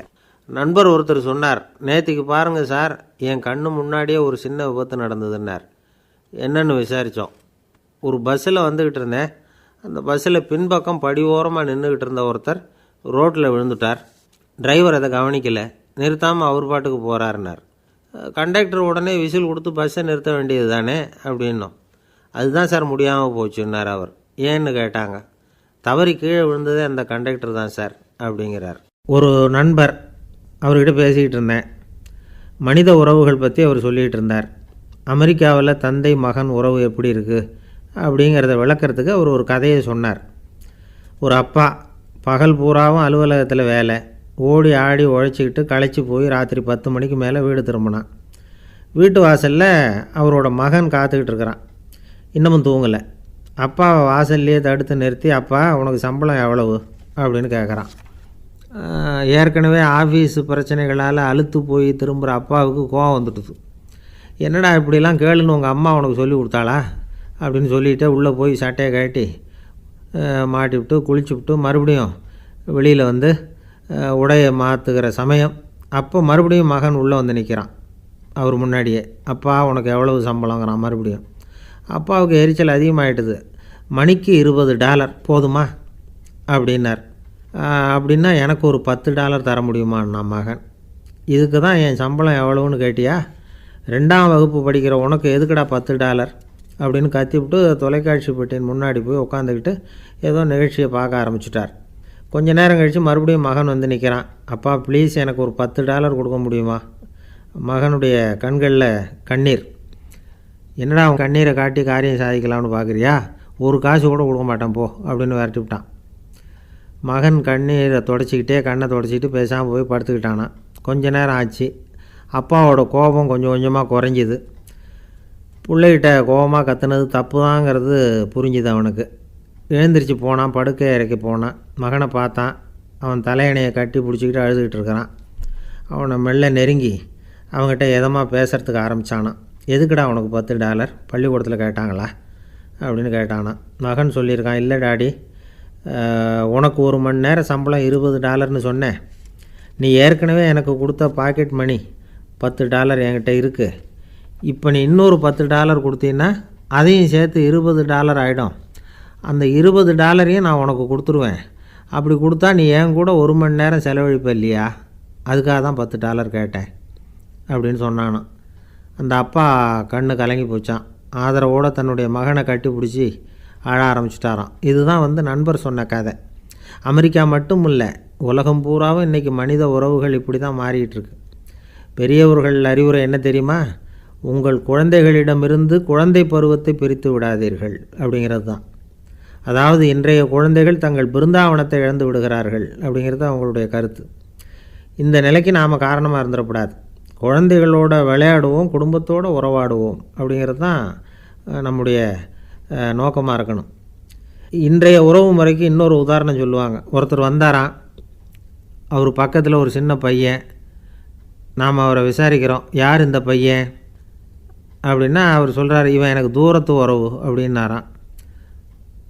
இந்த தூரத்து உறவுன்னா எப்படின்னு இருக்கான். இதுக்கு அவன் சொல்லியிருக்கிறான், இவன் எங்கள் அப்பாவுக்கு 8வது புள்ள அப்படின்னானான். ஒரு ஊரில் ஒரு பெரிய ஞானி இருந்தார். அவர் படுக்கையில் இருந்தார். இன்னும் கொஞ்சம் நேரம்தான் அவர் இந்த உலகத்தில் இருக்க போகிறார். அவரை சுற்றி ஏகப்பட்ட கூட்டம். ஏற்கனவே அவருடைய உபதேசங்களை கேட்டவங்க பல பேர் வந்து அவரை சுற்றி நிற்கிறாங்க. அந்த ஞானி மெதுவாக கண்ணை திறந்து பார்க்குறார். எல்லாரும் அவருடைய கடைசி வார்த்தையை கேட்கறதுக்காக அவளோட காத்துக்கிட்டு இருக்கிறாங்க. அந்த ஞானி மெதுவாக பேச ஆரம்பித்தார். நான் என்னுடைய வாழ்நாள் பூராவும் உங்களுக்கு நிறைய போதனைகள் சொல்லிக்கிட்டு இருக்கிறேன். பேரானந்தம், மகிழ்ச்சி, தியானத்தன்மை இதை பற்றியெல்லாம் சொல்லியிருக்கிறேன். இப்போ நான் வேறு ஒரு கரைக்கு போய்கிட்டுருக்கிறேன். நான் இனிமேல் இந்த கரையில் இருக்க மாட்டேன். நீங்கள் நான் சொன்னதையெல்லாம் கேட்டீங்க, ஆனால் எதையும் நீங்கள் வந்து நடைமுறைப்படுத்தி பார்க்கல. எல்லாம் கேட்டதோடு சரி, அதோடு விட்டுவிட்டீங்க. அப்புறம் அதை தள்ளி போட்டுக்கிட்டே வந்துட்டீங்க. மேலும் அதை தள்ளி போடுறதுல எந்த பிரயோஜனமும் கிடையாது. இப்போ நான் போய்கிட்டு இருக்கிறேன், உங்களில் யாராவது என்னோட வர்றதுக்கு தயாரா அப்படின்னு கேட்டார். அவ்வளவுதான், யாரும் வாயை திறக்கலை. ஒரே மௌனம், சத்தமே இல்லை. ஒருத்தர் பார்த்துக்கிட்டே நிற்கிறாங்க. அந்த கூட்டத்தில் ஒரு ஆள் அந்த ஞானி கூடவே 40 வருஷத்துக்கு மேலே இருந்திருக்கிறான். அவனும் வாயை திறக்காமல் இன்னொருத்தன் முகத்தை பார்த்துக்கிட்டே நிற்கிறான். இந்த சமயத்தில் பின்னாடி நின்றுக்கிட்டு இருந்த ஒருத்தன் கையை தூக்கினான். ஞானி அவனை பார்த்தார். சரி, ஒருத்தனுக்காவது நம்மோட வர்றதுக்கு தைரியம் இருக்குது அப்படின்னு நினச்சார். ஆனால் அந்த ஆள் என்ன சொன்னான் தெரியுமா? ஐயா, நீங்கள் கேட்குறப்போ நான் உடனே எழுந்திருக்கல, கையை மட்டும்தான் தூக்கினேன். என்ன காரணம்னா, நான் எப்படி அடுத்த கரைக்கு வந்து சேர்றதுங்கிறது தெரிஞ்சுக்கிறதுக்காக தான். அந்த விவரத்தை மட்டும் இப்போ உங்ககிட்ட இருந்து நான் தெரிஞ்சுக்க ஆசைப்பட்றேன். ஏன்னா இப்போ நான் உங்கள் கூட வர்றதுக்கு தயாராக இல்லை. எவ்வளவோ காரியங்களை நான் இன்னும் இங்கே முடிக்க வேண்டி இருக்குது. வீட்டுக்கு ஒரு விருந்தினர் வந்திருக்கிறார். என்னுடைய இளைய மகனுக்கு கல்யாணம் பண்ணி வைக்கணும். அதனால் இன்றைக்கி உங்கள் கூட வர முடியாது. அது மட்டும் இல்லை, இப்போ உங்கள் கூட அடுத்த கரைக்கு வந்தால் திரும்பி வர முடியாதுன்னு வேறு சொல்கிறீங்க. அதனால் இப்போ நான் வரல. இன்னொரு நாள் நிச்சயமாக நான் வர்றேங்க, வந்து உங்களை சந்திக்கிறேன். அதனால் இப்போ நீங்கள் இன்னொரு தடவை எங்களுக்கு விளக்கமாக சொல்லணும். ஏற்கனவே பல தடவை சொல்லியிருக்கிறீங்க. தயவு பண்ணி இப்போ ஒரு தடவை சொன்னீங்கன்னா சௌகரியமாக இருக்கும். அந்த அடுத்த கரையை அடையிறது எப்படி, இப்போ ஒரு தடவை அதை விளக்கமாக சொல்லிட்டிங்கன்னா நல்லா ஞாபகப்படுத்திக்குவேன். அது சரியான சமயம் வர்றப்போ இது எனக்கு உதவியாக இருக்கும் அப்படின்னு நானும். ஆனால் உண்மை என்ன தெரியுமா? அந்த சரியான சமயம் வரவே இல்லை அப்படிங்கிறது தான் உண்மை. இப்படி அந்த கதை முடியும். இந்த கதை வந்து அந்த ஒரு ஆளுக்கு மட்டும் இல்லை, கிட்டத்தட்ட எல்லாருக்குமே அது பொருந்தும் அப்படிங்கிறாங்க விவரம் தெரிஞ்சவங்க. எல்லாருமே அந்த சரியான தருணத்துக்காகத்தான் காத்துக்கிட்டு இருக்கிறாங்களாம். அதுக்காக ஜோசியம் பார்க்குறாங்க, கைரேகை பார்க்குறாங்க, நாளைக்கு என்ன நடக்குங்கிற ஆவலில் எல்லோரும் காத்துக்கிட்டு இருக்கிறாங்க. ஆனால் அந்த ஒரு நாள் ஒருபோதும் வரப்போகிறதில்ல. நீங்கள் தள்ளி போடுறதுக்காக பல அர்த்தமில்லாத காரணங்களை தேடுறீங்க அப்படிங்கிறார் ஒரு ஞானி. காத்திருக்கிறதுலேயே நம்ம காலம் ஓடி போயிடுது. ஏன்னா இன்றைக்கி நாம் சிந்திக்கிறது நாளைக்கு நாம் சிந்திக்கிறது இல்லை. ஒவ்வொரு நாளும் ஒவ்வொரு மாதிரி போயிடுது. நாளைக்கு மறுநாளை பற்றியே சிந்திக்கிறோம். இப்படியே அது பாட்டுக்கு போயிடும். கரையை தொட்டு பார்க்குறது எப்போ, இதுதான் கேள்வி. நமக்கு வேண்டியப்பட்ட ஒருத்தர் ஒரு ரயில்வே பிளாட்ஃபாரத்தில் நின்றுட்டு இருக்கிறார். அங்கே இருக்கிறவங்ககிட்ட கேட்குறாராம், விசாரிக்கிறார். ஏங்க கிழக்க போகிற ரயில் போயிட்டுதுங்களான்னாராம். போயிட்டுதுன்னு இருக்கிறாங்க. கொஞ்ச நேரம் கழித்து ஏங்க மேற்க போகிற ரயில் போயிட்டுதுங்களான்னு கேட்டிருக்காரு. போயிட்டுதுங்களான் இருக்காங்க. அப்புறம் கொஞ்சம் நேரம் கழித்து மறுபடியும் ஏங்க 10:30 மணி வண்டி போயிட்டுதான்னு கேட்டிருக்கார். தொடர்ந்து காலையிலேருந்து சாயந்தரம் வரைக்கும் இப்படி ஒரே இடத்துல நின்றுட்டு கேட்டுக்கிட்டே இருக்கிறார். இதை பார்த்துக்கிட்டு இருந்த ஒருத்தர் அவர்கிட்ட வந்து, ஏங்க நீங்கள் எங்கே போகணும் அப்படின்னு கேட்டாராம். இவர் மெதுவாக சொன்னாராம், இந்த ரயில்வே லைனை தாண்டி அந்த பக்கம் போகணும் அப்படின்னாராம். நம்பிக்கை இல்லைன்னா இந்த உலகத்தில் நாம் வந்து நடமாடவே முடியாது. அவநம்பிக்கையோடு இருந்துக்கிட்டு இருந்தால் என்றைக்கும் அவஸ்தை தான். நாம் நம்புறது நடக்குதோ இல்லையோ அது வேறு விஷயம். ஆனால் எதையும் நம்பி தான் நாம் அடி வைக்க வேண்டியிருக்கு. வேறு ஒன்றும் வேணாம், ஒரு லாட்ரி சீட்டு வாங்குகிறோம். அது எங்கே நமக்கு விழப்போகுது அப்படிங்கிற அவநம்பிக்கையோடவா வாங்குகிறோம்? பரிசு நமக்கு தான் அப்படிங்கிற நம்பிக்கை உள்ளூர இருக்கிறதுனால தான் அதை வாங்குகிறோம். இருந்தாலும் முடிவு வேறு மாதிரி ஆகிடுது. அதுக்காக மனசு சோர்ந்து போகிறதில்ல. அடுத்த மாதமும் சீட்டு வாங்குகிறோம். இந்த நம்பிக்கை தான் மனித வாழ்க்கைக்கு ஆதாரம். ஒரு கடையில் போய் டீ சாப்பிட்றீங்க. அந்த டீ நல்ல டீ தானா, அதில் விஷம் கலந்துருக்குமா அப்படிங்கிற சந்தேகம் வந்துட்டுதுன்னு வச்சுங்க. அதுக்கப்புறம் அதை எப்படி நீங்கள் சாப்பிட முடியும்? நம்பி தான் சாப்பிட்ணும். ரயில் ஒழுங்காக போய் சேருங்கிற நம்பிக்கை இருக்கிறதுனால தான் அதில் ஏறி உட்காடுறோம்.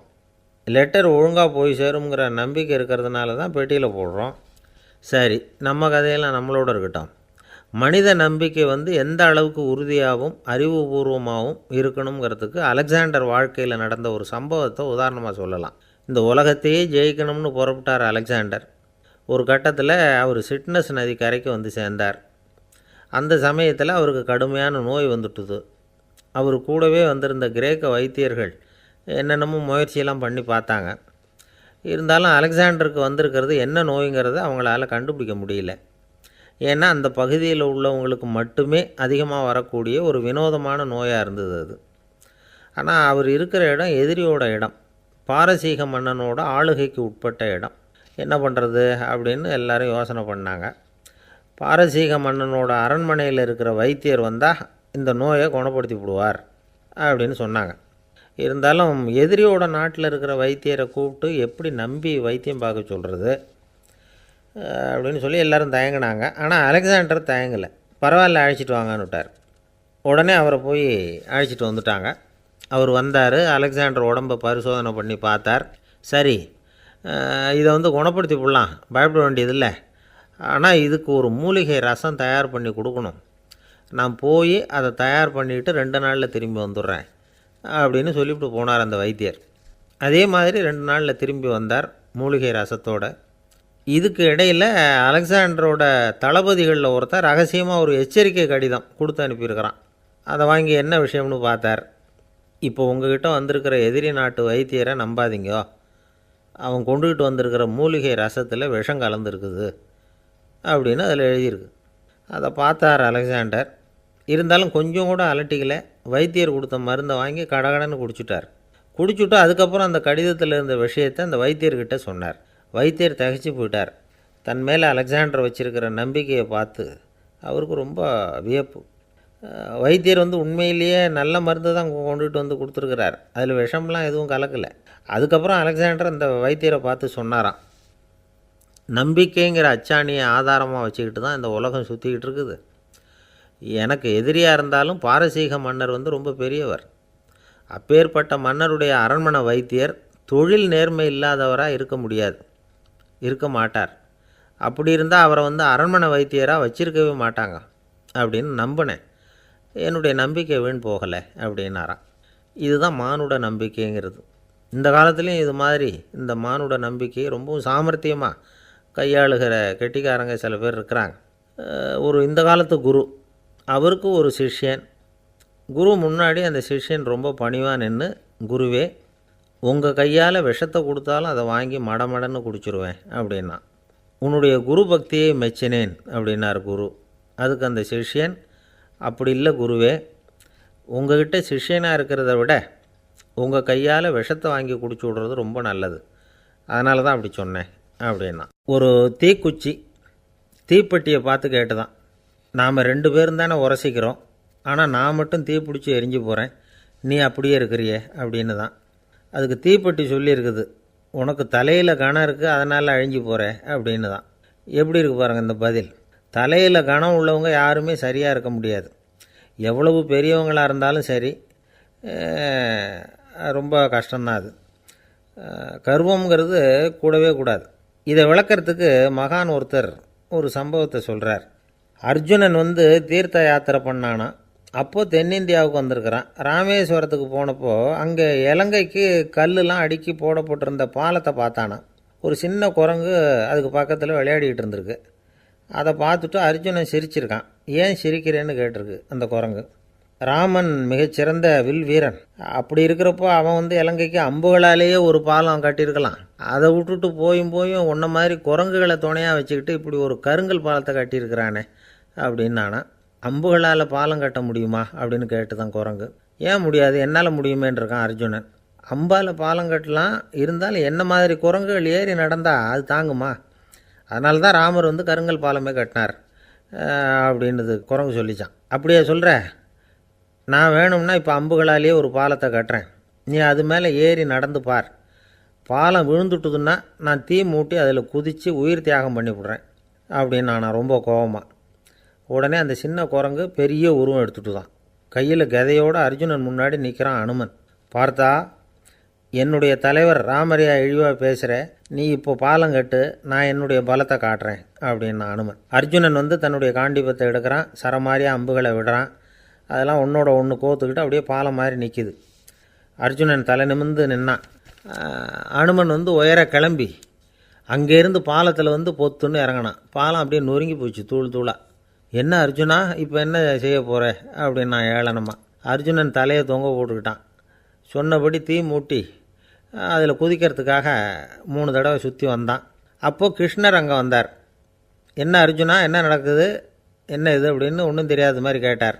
அர்ஜுனன் வாயை திறக்கிறதுக்கு முன்னாடி அனுமன் வாயை திறந்தான், நடந்ததை சொன்னான். அர்ஜுனன் சவால் விட்டபடி உயிர் திறந்தே ஆகணும்னா அனுமன். கிருஷ்ணர் யோசனை பண்ணார். நல்லது, இந்த சவால் விட்டதுக்கும் நடந்ததுக்கும் யார் சாட்சி? பெரியவர் ஒருத்தரை சாட்சியாக வச்சுக்கிட்டல்லவா நீங்கள் இந்த போட்டியை நடத்தியிருக்கணும் அப்படின்னார். அதனால் என்ன, இப்போ மறுபடியும் அந்த போட்டியை நடத்திவிட்டா போச்சு, என்னால் அந்த அம்பு பாலத்தை நொறுக்க முடியாதா அப்படின்னா அனுமன். சரி, இப்போ மறுபடியும் அது நடக்கட்டும்னார் கிருஷ்ணர். அர்ஜுனன் அம்பு பாலம் அமைச்சான். அனுமன் ஏறி குதிச்சான். பாலம் அசைஞ்சு கொடுக்கவே இல்லை, அவ்வளோ உறுதியாக இருக்குது. இப்போ அனுமன் தலையை குனிஞ்சிக்கிட்டான். அர்ஜுனன் நன்றியோடு நிமிர்ந்து பார்த்தான். கிருஷ்ணருடைய தோள்கள்லேயும் முதுகள்லேயும் ரத்தம். என்ன சுவாமி, என்ன நடந்ததுன்னு நான் பதறி போய், உன் அம்பு பாலத்தை நான் தான் முட்டு கொடுத்து தாங்கிக்கிட்டு இருந்தேன். அனுமன் குதித்தப்போ என் மேலே ஏற்பட்ட காயங்கள் இவை. பின்ன உன்னுடைய அம்பு பலத்தினாலேயா பாலம் நின்றுதுன்னு நினைக்கிற அப்படின்னாரான். முதல்ல வந்து அர்ஜுனன், அப்புறம் அனுமன் 2 பேருக்குமே கர்வ பங்கம் ஆகிட்டு தான். அதாவது அவங்கக்கிட்ட இருந்த கர்வம் போயிட்டுது. யாராக இருந்தாலும் கர்வம் கூடாதுங்கிறத இதிலேருந்து நாம் புரிஞ்சுக்கணும். இந்த காலத்தில் நாமெல்லாம் எந்த விஷயத்துக்கெல்லாம் கர்வப்பட்டுருக்கோம் தெரியுமா? 2 பெண்கள் தங்களுடைய கணவன்மார்களை பற்றி ரொம்ப பெருமையாக பேசிக்கிட்டாங்களாம். அதில் ஒரு அம்மா சொல்லியிருக்கு, என் வீட்டுக்காரர்கிட்ட எந்த சப்ஜெக்ட் கொடுத்தாலும் சரி, அந்த விஷயத்தை பற்றி அழகாக 1 மணி நேரம் பேசுவார் அப்படின்னாங்களாம். உடனே இன்னொரு அம்மா, அது என்ன பிரமாதம், என் வீட்டுக்காரருக்கு சப்ஜெக்டே தேவையில்லை, விஷயமே இல்லாமல் நாள் பூரா பேசிக்கிட்டு இருப்பார் அப்படின்னாங்களாம். ஒரு காடு, நல்ல மரம்லாம் செழிச்சு இருந்தது. அப்படிப்பட்ட காட்டில் ஒரு சாது இருந்தார். அவர் எப்படின்னா, எப்போவும் ஒரு மரத்தடியில் உட்காந்துருப்பார். ஏன்னா அவருடைய இருப்பிடமே அதுதான். அவர் என்ன பண்ணுவார், 3 கல் வச்சுருந்தார். செங்கல் மாதிரி இருக்கும், ஆனால் அதை விட கொஞ்சம் பெருசாக இருக்கும். எதுக்கு அந்த 3 கல்லுன்னா, அதுதான் அவருடைய படுக்கை. அதாவது தூங்குறப்ப ஒரு கல்லை தலைக்கு கீழே வச்சுக்குவார், இன்னொரு கல்லை இடுப்புக்கு கீழே வச்சுக்குவார், இன்னொரு கல்லை காலுக்கு கீழே வச்சுக்குவார். உடம்பை வந்து அப்படியே ஒரு தகட்டால் மூடிக்குவார், அப்படியே தூங்கி போடுவார். மழை பெய்யுதுன்னு வச்சுங்க, அவர் உடம்பு வந்து 3 கல் மேலே இருக்குதா, அதனால் தண்ணி வந்து அடியில் ஓடி போடும், உடம்பு நனையாது. மேலே தகடு இருக்கிறதுனால மழையும் உடம்புல படாது. அவர் தூக்கமும் கெடாது, நிம்மதியாக தூங்குவார். பகலில் அந்த 3 கல்லையும் ஒரு சேர ஒரு அடுப்பு மாதிரி வச்சு அது மேலே உட்காந்துக்குவார். அதனால் பாம்பு பூச்சி எதுவும் அவரை வந்து தொந்தரவு பண்ணுறதில்ல, அது பாட்டுக்கு நகர்ந்து போயிடும். அவர் பாட்டுக்கு நிம்மதியாக இருப்பார். யாராவது எதையாவது கொண்டுகிட்டு வந்து கொடுத்தா அதை வாங்கி சாப்பிடுவார், அவ்வளவுதான். ஒரு நாள் அந்த நாட்டு அரசன் காட்டுக்கு வேட்டையாட வந்தான். அந்த வழியாக வந்தப்போ இந்த சாது படுத்துருக்கிறத பார்த்தான், பரிதாபப்பட்டான். ஐயோ பாவம், இவர் இப்படி இந்த கல் மேலே உடம்பை வச்சுக்கிட்டு தூங்குறாரே, என்ன பாடுபடுவார், இவரை நாம் வந்து அரண்மனைக்கு அழைச்சிட்டு போய் சுகமாக நிம்மதியாக இருக்கிறதுக்கு வழி செஞ்சு கொடுப்போம், அது ரொம்ப நல்லாயிருக்கும் அப்படின்னு நினச்சான். அப்படி நினச்சிக்கிட்டே அரண்மனைக்கு வந்துட்டான். அதுக்கப்புறம் ஒரு பல்லக்கையும் 2 சேவகர்களையும் காட்டுக்கு அனுப்பி அந்த சாதுவை மெதுவாக இங்கே அழைச்சிட்டு வந்துடுங்க அப்படின்னு சொல்லி அனுப்பி வச்சான். இவங்க போய் அவர்கிட்ட விவரத்தை சொன்னாங்க. எனக்கு என்னத்துக்கு அரண்மனை வாசம் அப்படின்னார். இருந்தாலும் மன்னர் உத்தரவு, நீங்கள் அவசியம் வரணும் அப்படின்னாங்க இவங்க. சரின்னு சொல்லிவிட்டு வேறு வழி இல்லாமல் புறப்பட்டார். புறப்படும் பொழுது என்ன பண்ணார்னா, மறக்காமல் அந்த 3 கல் ஒரு தகடு அதையும் எடுத்து பல்லக்கில் வச்சுக்கிட்டார். என்னத்துக்கு இதையெல்லாம் எடுத்து வைக்கிறாரு அப்படின்னு சொல்லி அவங்க யோசனை பண்ணாங்க. இருந்தாலும் அதை பற்றி ஒன்றும் கேட்கல. பேசாமல் அவரை அழைச்சிட்டு போய் அரண்மனையில் விட்டுட்டாங்க. அரசன் ஓடி வந்தான், வரவேற்றான், அறுசுவை உணவு படைத்தான். அவர் படுக்கிறதுக்கு தங்க கட்டில், பட்டு மெத்தை, இப்படி எல்லாம் ஏற்பாடு பண்ணி வச்சான். இங்கே படுத்து ஓய்வு எடுத்துங்க அப்படின்னு சொல்லிவிட்டு அவன் பாட்டு போயிட்டான். மறுநாள் காலையில் வந்து பார்க்குறான், சாது படுத்துருக்கிறார். எப்படி தெரியுமா? அந்த பட்டு மெத்தை மேலே 3 கல்லையும் வச்சு வழக்கம் போலவே அது மேலே படுத்துருக்கிறார். அதுக்கு மேலே தகடு. அரசன் பார்த்துட்டு அதிர்ச்சி ஆகிட்டான். என்ன சுவாமி இப்படி அப்படின்னா, சாது சொன்னார், எனக்கு வந்து தேவையும் இல்லை குறையும் இல்லை, எல்லா இடத்துலையும் எனக்கு ஒரே மகிழ்ச்சி தான் அப்படின்னார். மகிழ்ச்சிங்கிறது தங்க கட்டிலேயோ பட்டு மெத்தையிலையோ இல்லை, அது வந்து மனசில் இருக்கிற ஒரு விஷயம். உண்மையான மகிழ்ச்சிக்கு வழி வந்து மனப்பக்குவம் அப்படிங்கிறது அந்த அரசனுக்கு புரிஞ்சுதான். இந்த காலத்தில் ஒரு சாமியார், அவரை தேடி ஒரு சீடன் வந்தான். என்னாச்சு தெரியுமா? சுவாமி எனக்கு நிம்மதி வேணும், அதுக்கு என்ன வழின்னு கேட்டான். சாமியார் நிமிர்ந்து பார்த்தார். அப்புறம் சொன்னார், நீ ஏகப்பட்ட பேர்கிட்ட கடன் வாங்கியிருக்கிற, அதையெல்லாம் திருப்பி கொடுத்தா தான் உனக்கு நிம்மதி கிடைக்கும்னார். இவனுக்கு ஆச்சரியம். அது எப்படி சாமி அவ்வளவு கரெக்டாக நான் கடன் வாங்கினதை கண்டுபிடிச்சிங்க அப்படின்னா, உனக்கு கடன் கொடுத்து சாமியாராக போனதே நான் தான்ப்பா, அதனால தான் இந்த கதிக்கு வந்தேன். என்கிட்டயே வந்து நிம்மதிக்கு வழி கேட்குறிய, அதுதான்டா வேதனை அப்படின்னாராம் அவர். ஒரு குரு, இளம் சீடர்கள் எதிரில் உட்காந்துருக்கிறாங்க. குரு பாடம் நடத்திக்கிட்டு இருக்கிறார். சீடர்களுக்கு ஒரு ஆசை, அதாவது ஒரு முக்கியமான மந்திரத்தை நம்ம குருநாதர்கிட்ட இருந்து கற்றுக்கணும் அப்படிங்கிறது அவங்க ஆசை. அது என்ன மந்திரம்னா, இறந்தவரை உயிர்ப்பிக்கக்கூடிய புனித மந்திரம், அதாவது செத்தவங்களுக்கு மீண்டும் உயிர் உண்டாக்குகிற மந்திரம். குருவே தயவு பண்ணி அந்த மந்திரத்தை எங்களுக்கு உபதேசிக்கணும் அப்படின்னு கேட்டாங்க. அது ரொம்ப ஆபத்தானது, அது என்னத்துக்கு உங்களுக்கு வேண்டாமேன்னாராம் குரு. எங்களுடைய நம்பிக்கை வந்து உறுதிப்படுறதுக்காகத்தான் கேட்குறோம், வேற ஒன்றும் இல்லை அப்படின்னாங்களாம் சீடர்கள். பக்குவப்படாத அறிவுங்கிறது ரொம்ப ஆபத்தானது அப்படின்னாராம் குரு. இது சீடர்களுக்கு புரியல. அது எப்படிங்க பக்குவப்படாத அறிவு ஆபத்தானதுன்னு சொல்கிறீங்க, அப்படின்னா என்ன அப்படின்னு கேட்டிருக்காங்க சீடர்கள். குரு அதுக்கு விளக்கம் கொடுத்தாராம். அந்த மந்திரத்தை எப்போ பயன்படுத்தணுங்கிறது முக்கியம். அதை அறியக்கூடிய ஞானம் ஏற்படுகிற வரைக்கும் அதை தெரிஞ்சுக்காமல் இருக்கிறது தான் நல்லது, இல்லைன்னா ஆபத்துன்னாராம். ஆனால் அந்த சீடர்கள் அதை கேட்குற மாதிரி இல்லை, ரொம்ப பிடிவாதம் பண்ண ஆரம்பிச்சுட்டாங்க. சரி வாங்க சொல்கிறேன்னார் குரு. எல்லோரும் வந்தாங்க. அந்த புனித மந்திரத்தை அவங்களுக்கு ரகசியமாக உபதேசம் பண்ணார். உபதேசம் பண்ணிவிட்டு அவங்களுக்கு எச்சரிக்கையும் கொடுத்தார். இந்த மந்திரத்தை நல்லா ஆராய்ச்சி பார்த்ததுக்கு அப்புறம்தான் உச்சரிக்கணும், அவசரப்பட்டு எதுவும் செஞ்சிடக்கூடாது அப்படின்னு ஒரு தடவைக்கு பல தடவை எச்சரிக்கை கொடுத்தார். சரின்னு சொல்லிவிட்டு அவங்கெல்லாம் மந்திரத்தை கற்றுக்கிட்டு எழுந்திரிச்சு போயிட்டாங்க. ஒரு நாள் அந்த சீடர்கள் எல்லாம் மணற்பாங்கான இடத்துல அப்படியே நடந்து போயிட்டுருக்கிறாங்க. ஒரு பாலைவன பகுதி மாதிரி ஒரு இடம். அங்கே ஒரு இடத்துல எலும்புகள் குவியலாக கிடந்தது. உடனே இந்த சீடர்கள் முன்ன பின்ன யோசிக்காமல், தியானமும் பண்ணாமல், அந்த மந்திரத்தோட பயனை வந்து சோதித்து பார்க்கணும் அப்படின்னு நினச்சிக்கிட்டு அந்த மந்திரத்தை உச்சரிக்க ஆரம்பிச்சிட்டாங்க. அவ்வளோதான். உடனே என்னாச்சு தெரியுமா? அந்த எலும்புகள் எல்லாம் ஓநாய்களாக மாறி அவங்கள துரத்த ஆரம்பிச்சுட்டுது. சீடர்கள் எல்லாம் தலைதெறிக்கி ஓட ஆரம்பிச்சிட்டாங்க.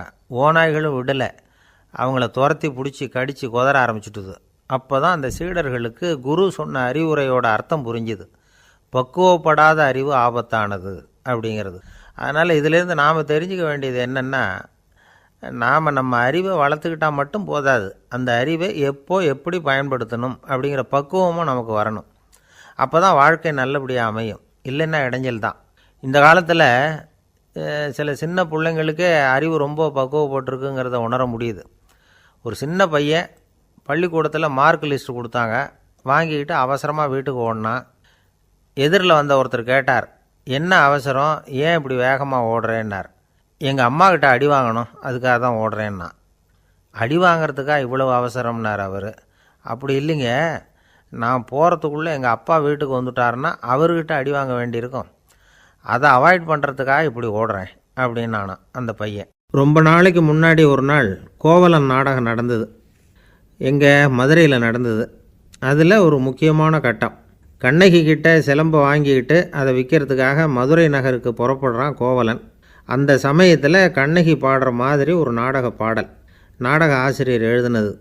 அது என்ன பாட்டுன்னா, மா பாவியோர் கூடி வாழும் மதுரைக்கு மன்னா போகாதீர் என்று அப்படின்னு ஆரம்பிக்கும் அந்த பாட்டு. இதுதான் அந்த பாட்டு. இதை கண்ணகி மேடையில் பாடின உடனே கூட்டத்தில் சலசலப்பு. நம்ம ஊர்லேயே நமக்கு முன்னாடியே நின்றுக்கிட்டு மா பாவியோர் கூடி வாழும் மதுரை அப்படின்னு சொல்கிறாங்களே, என்ன தைரியம் அப்படின்னு எல்லாம் குழப்பம் பண்ண ஆரம்பிச்சிட்டாங்க. மக்கள் சத்தம் போட ஆரம்பிச்சிட்டாங்க. எதிர்ப்பு குரல் அது பாட்டுக்கு வர வர அதிகமாக போட்டுது. கொண்டுக்கிட்டு வா அந்த நாடக ஆசிரியரை, எழுதுனது யார் அப்படின்னு ஒரே சத்தம், கூச்சல். வேறு வழி இல்லை. மெதுவாக மேடைக்கு வந்தார் அந்த நாடக ஆசிரியர். 4 பக்கத்திலிருந்தும் கேள்வி கணைகள். மக்களை பார்த்து கொஞ்சம் அமைதியாக இருங்கோ அப்படின்னு சொல்லிவிட்டு தன்னுடைய விளக்கத்தை சொல்ல ஆரம்பித்தார் அந்த நாடக ஆசிரியர். மா அப்படின்னு சொன்னால் திருமகளாகிய லட்சுமி அப்படின்னு அர்த்தம். பா அப்படின்னா கலைமகளாகிய சரஸ்வதி. வி அப்படின்னா மலைமகளாகிய பார்வதி. மா பாவியோர் அப்படின்னா திருமகளும் கலைமகளும் மலைமகளும், இவங்க மூவரும் அப்படின்னு அர்த்தம். இந்த 3 பேரும் வாழ்கின்ற மதுரை புனிதம் நிறைந்தது, சகல செல்வங்களும் நிறைஞ்சது. அப்படிப்பட்ட ஊரில் நான் அணிந்து கொள்ளும் இந்த சாதாரண சிலம்பை யார் வாங்கிக்குவாங்க அப்படிங்கிற எண்ணத்தோடு தான் கண்ணகி அப்படி சொல்கிறா. அதை நினச்சி தான் நான் எழுதினேன். ஆகவே மதுரையை ரொம்ப சிரமப்படுத்தணும், ரொம்ப மோசமாக எழுதணும் அப்படிங்கிற எண்ணம்லாம் எனக்கு கிடையாது. பெருமைப்படுத்தணும்னு நினச்சி தான் அப்படி எழுதினேன் அப்படின்னு விளக்கம் கொடுத்தாராம். இந்த விளக்கத்தை கேட்டதும் எல்லாரும் ரொம்ப சமாதானம் ஆகிட்டாங்களாம். இப்படி விளக்கம் கொடுத்த அந்த நாடக ஆசிரியர் யார் தெரியுமா?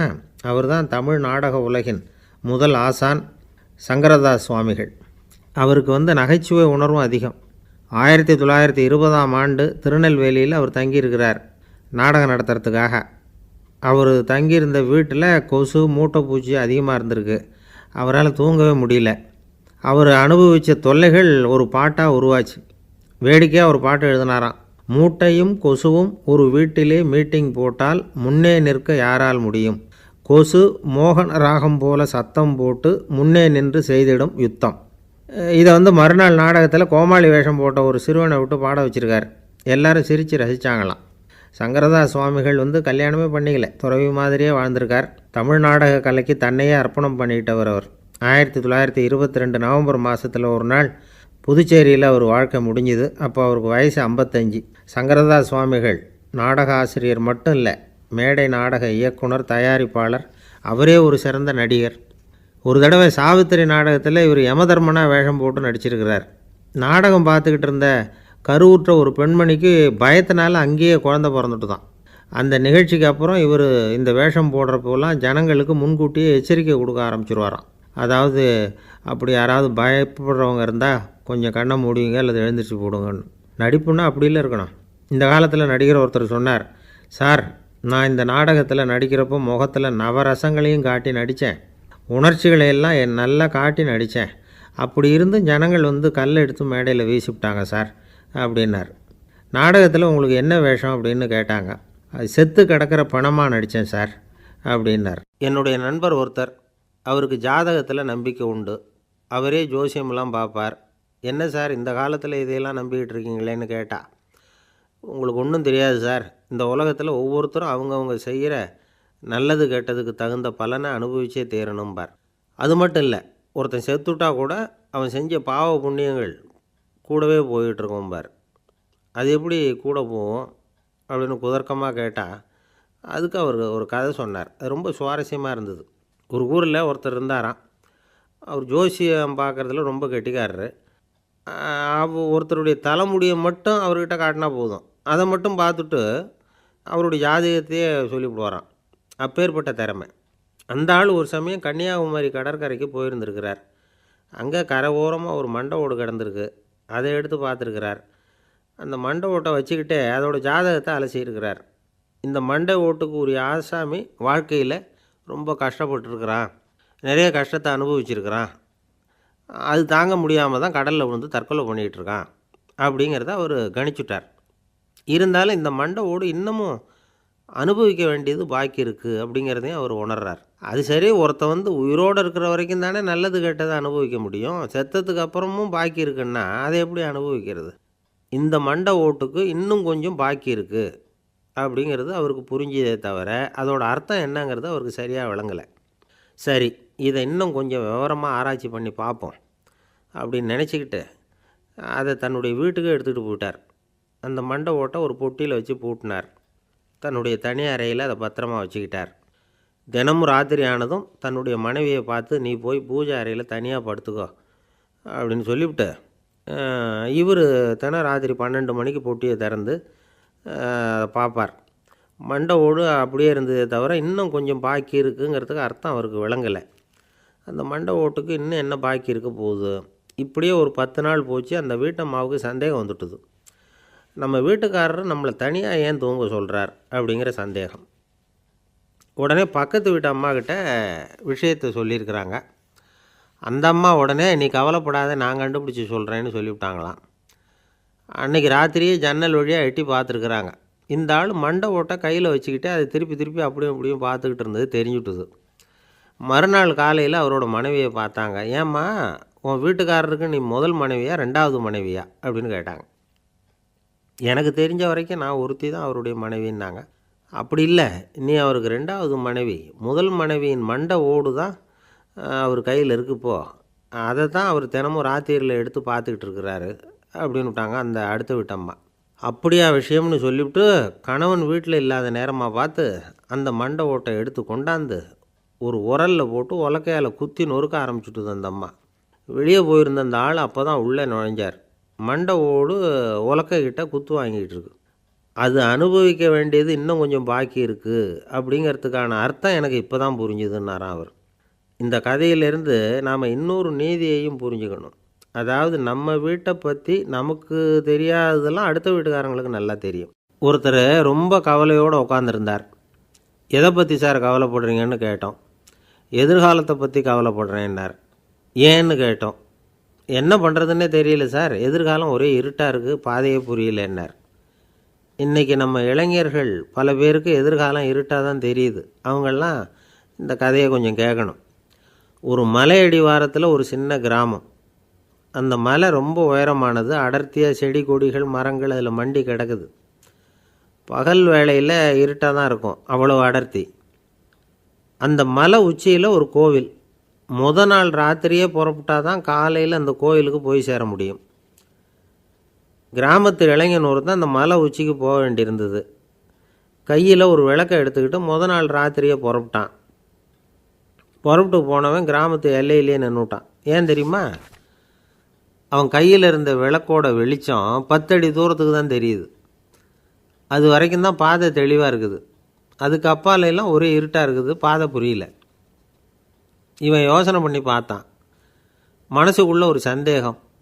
10 அடி தூரம் தானே வெளிச்சம் தெரியுது, அப்படின்னா நாம் 10 அடி தூரம் தானே போக முடியும்.